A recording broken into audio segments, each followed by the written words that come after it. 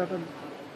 রেমালের তাণ্ডবে একাধিক জায়গায় গাছ পড়ে গিয়েছে, সেই ছবি আমরা আপনাদেরকে দেখিয়েছি। আর সেই গাছ পড়ে যাওয়ার জেরে যাদবপুরে সেখানে একেবারে উপড়ে গেছে ল্যাম্প পোস্ট, বিপজ্জনক ভাবে রয়েছে সেই ল্যাম্প পোস্ট। সেই এলাকায় গিয়ে এলাকাবাসীর সঙ্গে কথা বললেন সৃজন ভট্টাচার্য।